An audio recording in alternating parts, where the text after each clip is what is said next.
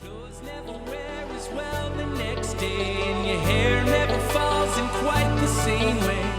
You never seem to run out of things to say. This is the story of a girl who cried a river and drowned the whole world. And while she looks so sad in photographs, I absolutely love her when she smiles. Well, how many lovers Holy crap, the Oscars are here. This came out of nowhere. Even as I start writing this script, I've only watched 9 out of 10 of the Best Picture nominees, and I have no idea when I'll have time to watch women talking, or to record this podcast for that matter. The Oscars aren't perfect. They tend to give awards to the same batch of performers and the same types of gritty period dramas year after year. Rarely is my favorite movie nominated for Best Picture, and rarely does my favorite nominee win Best Picture. On top of everything else, the awards are often biased against women and people of color. Now that we've established all that, I do kind of love the Oscars. In spite of my best efforts, most of the movies I see in theaters these days are from big franchises. People have been complaining about summer movies being nothing but franchises and sequels all my life, but these days, summer goes from February to Christmas. Oscar season is the one exception. Every year from around December through March, people like me turn watching great films into a game and trick ourselves into getting a little culture. Some years are better than others, and this year actually had a solid batch of films. There are always a few that I like less than the rest, but I was generally impressed with this year's list. As of New Year's, my opinion was that 2022 was a relatively weak year for film, and I only watched 16 new films. Only a fraction of those were in theaters. But after seeing all 10 Best Picture nominees, I can say that 2022 was a really strong year. Usually I do these in alphabetical order, but I want to make sure I save the best for last. So I'm going to try and rank these movies, discussing them from worst to best. Also, I'll probably spoil some stuff. If you're wondering if you should watch these films, I recommend all of them except for Avatar. All right, Avatar, The Way of Water. Let's just get this one out of the way. I hated this film. It's the only film on the list that I truly hated. Maybe the only film of 2022 that I really hated. I found the first Avatar film 100 years ago to be an ugly, run-of-the-mill film full of military porn and unlikable characters. For the last several years, I've used the Way of Water theatrical trailers as an opportunity for last-minute restroom breaks before the movie starts. I've been really trying to be less outspoken about things I don't like that everyone else likes, so I said I would only see The Way of Water if it got nominated for Best Picture. Not only was it nominated for Best Picture, several people whose tastes I tend to trust made very compelling arguments about the film being next level visually stunning or something. For weeks and weeks, I waited for it to come to streaming, but of course, it's still not available streaming. And those same outspoken people told me I needed to see it in theaters in 3D. So I finally went on a Saturday night, used a spare Cinemark movie credit, and paid $3 for the 3D upcharge. The only way my experience could have been more theatrical would have been if I bought popcorn. And I hated it. The plot made little sense. The characters, especially the lead, were even less likable from the previous film. The child endangerment trope was used over and over again with no consequences. And the visuals were bad. Seeing things in 3D when I'm used to modern HD television felt like I was watching 15-year-old technology. Scenes with humans and blue people looked like FMV games. Action sequences looked like PS4 cutscenes. And the writing and acting didn't rise to the level of either. Next up, we have Elvis. Almost as common as the Dewey Cox has to think about his entire life before he goes on stage trope is the he just had a drug overdose and now his life is flashing before his eyes trope. We even saw this parodied a few months later in the superior Weird, the Al Yankovic story. Elvis is just a standard rock and roll biopic, and I like rock and roll biopics. Austin Butler's performance is spot on. Tom Hanks and his weird accent are terrific. Realizing how young Elvis was when he died and how unnecessary his death was really messed me up for weeks.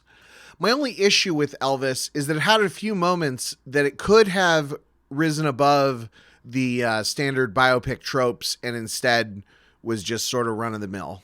Movies just aren't long enough to tell the story of a rock star's entire life. That's why Walk the Line is so special. It zooms in on a few years of Johnny Cash's career. I would have loved to see 2 hours on Elvis's comeback special, really delving into the challenges and politics involved. Alternatively, something revolving around his later years could have been really powerful. Even zeroing in on the rise to fame could have been a fun coming-of-age story. The other thing I took away from this film is that I don't really like Elvis's music as much as I thought I did. Top Gun Maverick. This movie is dumb, but I had a lot of fun watching it. I've never seen Top Gun. Military movies don't really appeal to me. However, the film's utter joy and embrace of that cheesy 80s style really won me over. The entire film feels like a Saturday Night Live parody, but also I love Saturday Night Live parodies. The plot is basically, we're going to replace fighter pilots with drones, but we got this one last mission that only Tom Cruise can do because he's the Top Gun. And his wingman's going to be Goose's son, Rooster, played by Miles Teller, who's mad at Tom Cruise because of various reasons. The writing is dumb, but Tom Cruise and Miles Teller both elevate the material without making the film feel self-serious like a certain other long-awaited sequel also nominated for Best Picture. It's worth noting that the women in this film are horribly written. Phoenix, the fighter pilot trainee, is basically a blank slate. Not necessarily a bad thing, except for she's the strongest female character in the film. Jennifer Connelly's Penny, the bartender with a magic bell that means a different thing every time she rings it, really doesn't make sense and feels incredibly tacked on. And assumedly, since they couldn't get Meg Ryan to reprise her role as Carol Bradshaw, Goose's wife, and Rooster's mother, they decided to fridge her. In spite of all that, the film was a thoroughly enjoyable experience. All Quiet on the Western Front. Subs, not dubs. Watch this in German. It's on Netflix. No reason not to watch this one. One reason to watch all 10 nominees is to force myself to watch films I wouldn't watch otherwise. This one 100% would have flown under the radar for me, and I might even have actively avoided it. Every few years we get a big war movie. In the past decade, we've had War Horse, Hacksaw Ridge, Dunkirk, Darkest Hour, and 1917 all get nominated for Best Picture. So what was different about this one? Of all the modern war movies that I've seen, this one was the only one that really spoke to the futility of war. The film and the other film and the novel they're adapted from are written from the perspective of a German soldier in the last days of World War I. The film starts with a group of kids all gung-ho for the war, and then one by one, those kids are all killed. Meanwhile, the German leadership are negotiating to end the war, and finally a treaty is signed and they'll all officially have a ceasefire on the 11th hour of the 11th day of the 11th month, and because the idiots in charge wanted to be poetic, a German general straight out of Dr. Strangelove sends one last group of kids to their deaths. 2022 was not a year for subtlety, and All Quiet's message is crammed down the viewer's throat basically from the start. My first reaction was that this was just another war movie, and the softball theme that war is bad didn't make up for that. Then it just kind of stuck with me, and my feelings turned around. The best historical works often make the viewer wonder how things today are like they were back then. Again, zero subtlety. But this film did make me wonder what folks in charge are making decisions equally as asinine today as sending kids to their death just so they can say they had a few more feet of territory when they lost the war. Triangle of Sadness. Now we're getting to the really good films. I'm going to speak a little more abstractly on this one because it's one that I suspect a lot of people skipped in spite of it being available on Hulu. And the twists and turns are pretty important. Don't even read the description of the film on Hulu. It won the Palme d'Or at the Cannes Film Festival, receiving an 8-minute standing ovation. So that should tell you enough. You should watch this. You wouldn't expect a film with sadness in the title that won an award at a French festival to be a comedy, but I laughed almost as hard at this film as I did at Top Gun. The difference being that this film was actually intending to be funny. If you have HBO, this would make a great double feature with The Menu. Tar with an accent over the A. Such an interesting film. Cate Blanchett plays orchestra maestro Lydia Tarr, who is at least a little bit toxic. This would have been perfectly timely were it made 5 or 10 years ago when toxic male anti-heroes were so ubiquitous. Taken today, it's still something special. My favorite role of hers since she played Bob Dylan's late 60s persona Jude in I'm Not There. The character is a lesbian limousine liberal who seems to take the position that because she was able to rise above sexism and homophobia, that privilege doesn't really exist. She has an adoptive daughter and a wife with whom she has a bit of a strange relationship. It's clear that she has had extramarital affairs in the past and wants to have an affair with the new cellist. There are several scenes where it's not clear to me if she's meant to sound pompous or if the scriptwriters just don't know how people talk. In particular, there's one scene where she's doing a master class at Juilliard and encounters a student who is a straw man boomer stereotype of a Gen Z kid. The kid, a self-described BIPOC pangender person, finds Bach to be problematic and instead opts to conduct a modern work for Tar to comment on. I'm a little removed from the Music Academy, but it seems to me that if someone selects an atonal modern piece to conduct and Tar didn't like it, it's a pretty big leap to go directly to Bach, just because that's the only composer people watching the film have heard of. This scene later comes back as someone has filmed and edited the masterclass to put some of Tar's comments, which were pretty offensive in context, out of context. Along with the video, accusations surrounding Tar's actions relating to a former student's suicide caused her life to fall apart. I said 2022 isn't a year for subtlety, but Tar is the outlier. Scenes like the one with the kid from Juilliard suggest the film is taking a stance against cancel culture.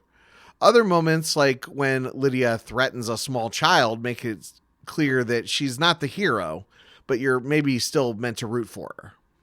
Personally, I'm a fan of having people held accountable for their actions, and while I think redemption is possible, I also want people who aren't toxic to get their moment in the sun and acknowledge that certain races, genders, and economic classes have more opportunity for redeeming than others. I'm just not sure if this film is trying to make one of those points or if it's trying to say the opposite. Women talking. It's 2 p.m. the day of the Oscars, and I just finished Women Talking. Even though it's the film with the shortest runtime, there's a lot to dissect. The women of a Mennonite community have to decide what to do after they've learned that they've been systematically drugged and raped, and the elders have forced them to either forgive their attackers or leave the community.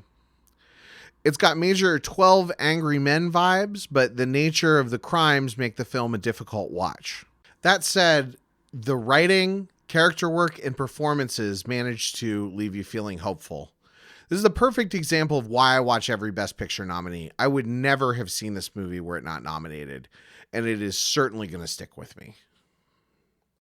Banshees of Inisherin, also known as Banshees of Ed Sheeran. No other film this year captures beautiful melancholy like this one.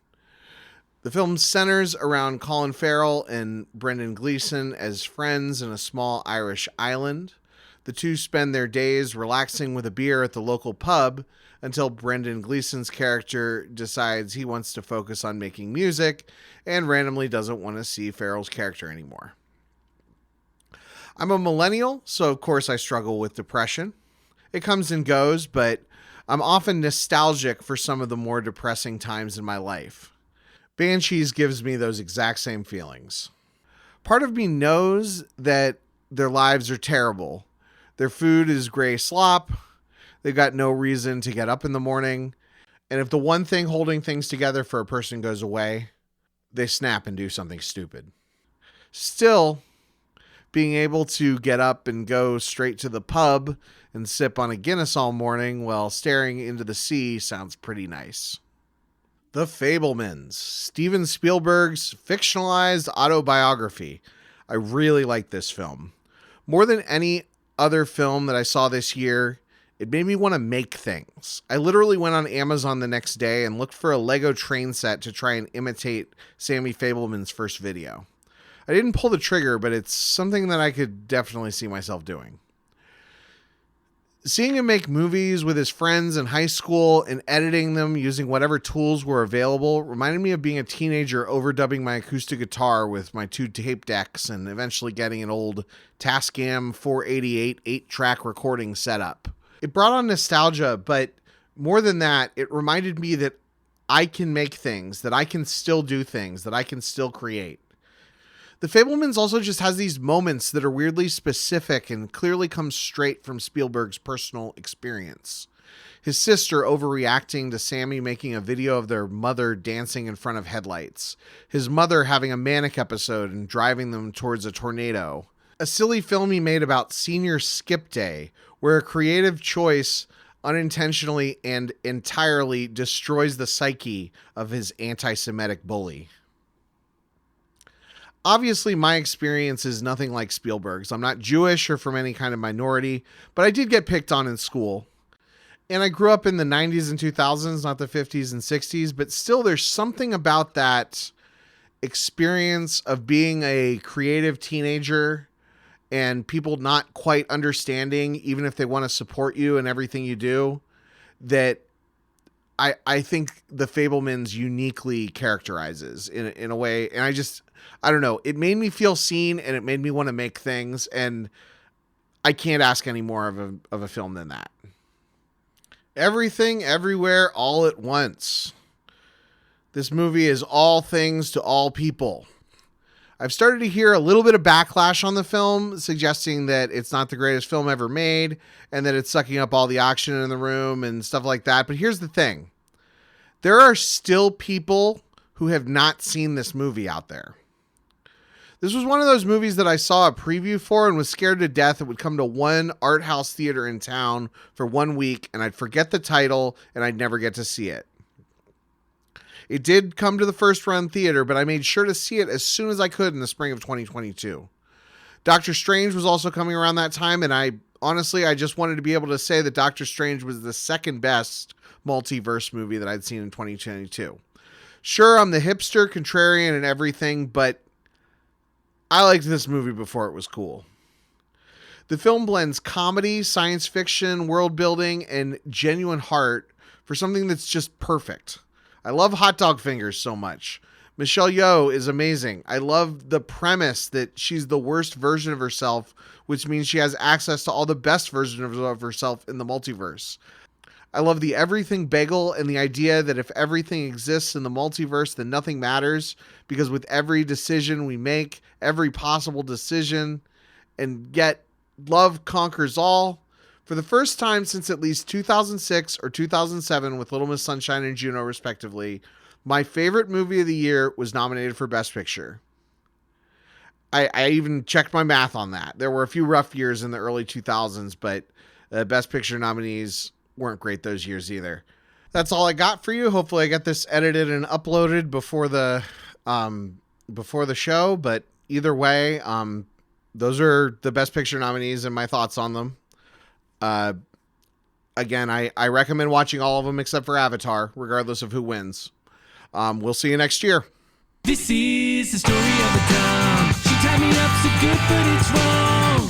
The more she posts uncensored photographs, I absolutely love her. My safe word, smile. How many lovers would stay just to put up with this shit day after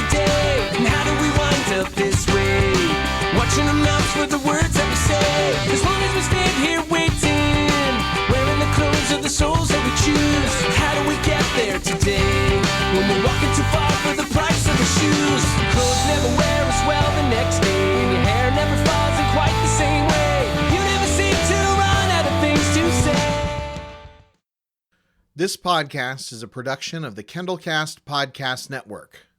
If you'd like to support the show, you can go to patreon.com/KendallCast or make a direct donation through the PayPal link at kendallcast.ninja. Thanks for listening.